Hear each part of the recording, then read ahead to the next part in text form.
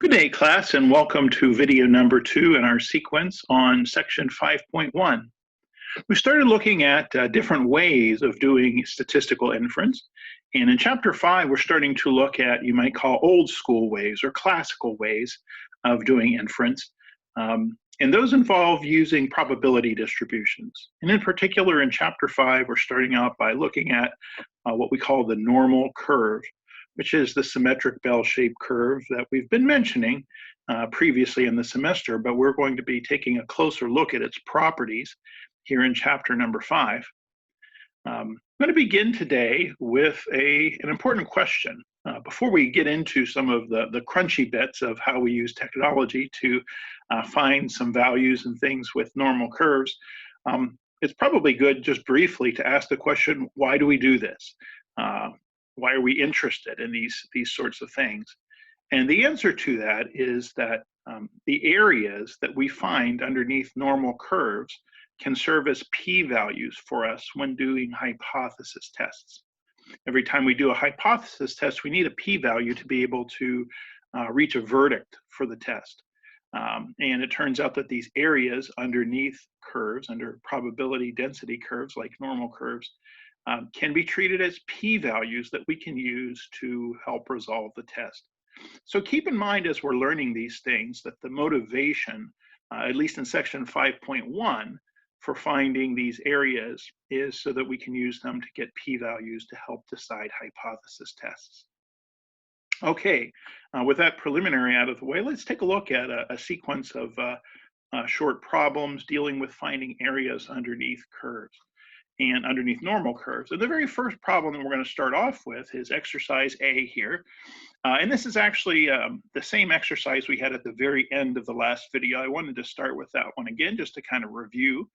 Suppose somebody asked us to find the area under the standard normal curve that's to the right of z equal to 1.875. Suppose that was our goal. And you can see here we've got a picture of the standard normal curve that's been created by StatKey. What is the standard normal curve? What do we mean by that?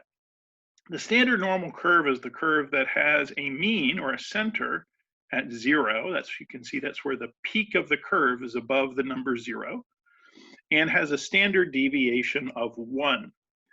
That's the definition of the standard normal curve. Mean of 0, standard deviation of 1. And it turns out that whenever you bring up the theoretical normal distribution app in StatKey, that's the very first normal distribution that we're shown. We want to find for this particular normal distribution the area that is to the right of 1.875. So we're going to go ahead and do that here. Here we have our theoretical distribution, and as you can see here, here is the standard normal curve, mean of 0, standard deviation of 1. Now, if we want to find the area that's to the right of 1.875, the first thing we're going to do is we're going to go over to the top left here and choose the right tail option. I'm going to toggle that checkbox and turn right tail on. Now, right now, what StatKey is telling me is that to the right of 1.96, there's an area of 0.025. And StatKey will always begin by finding the place that has an area of 2.5% to its right. That's sort of just its default behavior. But we're going to change that because we're not interested in to the right of 1.96. We're interested in to the right of 1.875. So I'm going to go to this number down here, which is our cutoff value, and I'm going to click on it. We're going to change that to 1.875. And we're going to hit OK. When we do that, you can see, let's try that again. Didn't enter the value correctly because I didn't get the value I wanted. Let's try that again. That looks better now. At the bottom now we have 1.875. That's our cutoff value. And StatKey has shaded the area to the right, and it's showing us above that shaded portion what the area is. The area is 0.03, 0.03. So once you specify a cutoff value down below, you can get the area by looking just above it. So now we know the answer to that question. Let's return back to our original screen. We'll record that answer there, 0.03, as our area. Put it in a nice bold face. If we were doing a hypothesis test and that turned out to be the p-value, there's a good chance that we would probably reject the null hypothesis, at least at the 5% level or the 10% level. Now, it's not a small enough area or p-value that we would find significance at the 1% level, but at the 5% level, that is significant. Let's move on to exercise B.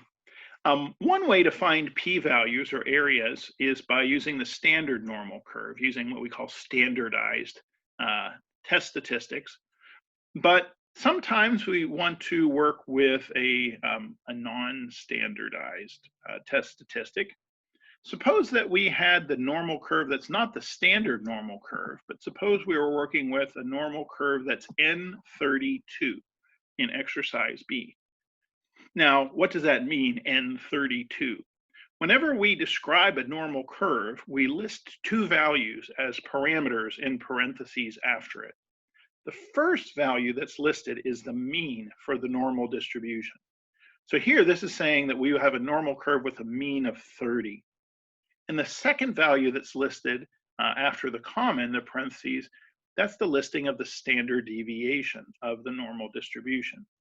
So here we've got not only a normal curve with a mean of 30, but one that has a standard deviation of 2. And the question here is for this normal curve, whose peak is above 30 and that has a spread with a standard deviation of 2, what is the area that is to the left of 27.75? The area to the left of 27.75 for this particular normal curve. So to help sort that out, we're going to go back to our StatKey theoretical distribution. But I can't stick with this distribution because this is the standard normal distribution, mean of 0, standard deviation of 1. I'm going to change that, and I'm going to do that by going to Edit Parameters. And we're going to change the mean to be 30 and the standard deviation to be 2.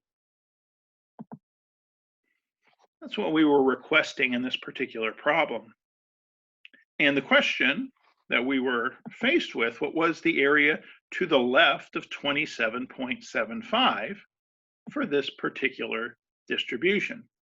So since we want an area to the left, now I'm going to go up here to left tail and click on it. And we want the area to the left of 27.75. Right now, the cutoff value is not 27.75. It usually won't be what you want it to be. So we're going to toggle that or change that, the cutoff point to be the value that we're interested in, 27.75. Then StatKey will redraw the picture. Now it's shading in the area that is to the left of 27.75. And once again, it's showing us that area, that amount of area in the little box above. It's 0.130. 0.130 is the area that is to the left of 27.75. So let's record that answer.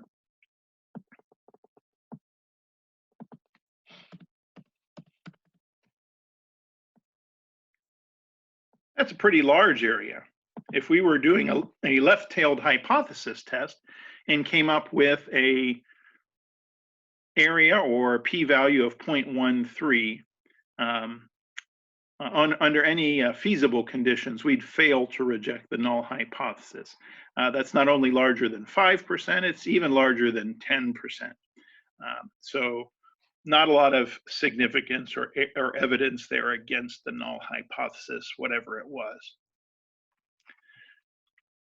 For a final pair of problems here, we're going to go back to the standard normal curve. And the first question we're going to ask is how much area is under that standard normal curve to the left of negative 2.14 and to the right of positive 2.14 combined. So here we're talking about two tails, and we're trying to find the area under the standard normal curve that is in those two tails combined. So what I'm going to do is I'm going to first go back to my parameters, and we're going to switch things back to our standard normal curve. Remember, that's the one with a mean of 0 and a standard deviation of 1. So here we have our standard normal curve again. You can see the peak of the graph has returned to being above 0. But since we want to find the area in two tails combined, I'm going to choose the two-tail option at the top. And you can see the cutoff values are now set to plus and minus 1.96. Those aren't the values we're interested in. We're interested in plus and minus 2.14. So I'm can go to either one of these at the bottom. I'm going to go to the positive one here, and I'm going to change 1.96 to 2.14. And we'll hit OK. And you'll notice something very interesting happens whenever I change that one value there. You'll notice that not only did it change the positive one to 2.14, it instantly also changed my negative one to be the opposite of that. And anytime I put in a cutoff value with a two-tailed test, suppose I use negative 0.5 on the negative side, it'll change the positive one as well. It kind of moves them in pairs whenever you're doing a two-tailed test. We're interested in 2.14, so let's return to that and take a look at what our areas were there. All right. So we see that to the right of 2.14 was an area of 0.016, and the area to the left of negative 2.14 was the same. Now, of course, they're going to be the same because these bell curves, these normal curves, are symmetric. So if I'm looking for the area to the right of a certain positive value, that's going to be identical to what the area to the left of the corresponding negative value is, just because of symmetry of the curve and the fact that it's centered above 0. So my answer here is twice 0.016, or that comes out to be 0.032. Now notice here in the picture that it's also showing me the area between those two values. In between those two values, we have an area of 0.968. And that's actually the answer to question D that we had afterwards. We'll return one final time to our main screen. We found that the area outside of those two values was 0.032. And we found that the area that is between those values was 0.968. I want to make a comment about those two values. Do you notice that if you add those two numbers together, 0.032 and 0.968, you're going to get exactly 1. And that's not an accident. The total area underneath any normal curve, whether it's the standard normal curve or whatever normal curve you might want to have, there's always an area, total area of 1 underneath. So if somebody told us that the area outside of a pair of values was 0.032, I know that this area has to be 1 minus 0.032, because the total area underneath the curve has to add up to 1. And you're either outside of the values or you're inside of the values. It's one or the other. So if I want to find the area between two values, I could subtract off the area that was outside of them. Similarly, if I knew the area between, I could subtract that from 1 and get the total area outside. But the total area underneath the curve always adds up to 1. That's a very important principle of normal curves and probability density curves in general that we want to keep in mind. So I thank you for your attentiveness today, and I hope that this video has been instructive to you. We'll be returning again with some additional examples and additional videos coming soon to a YouTube channel near you.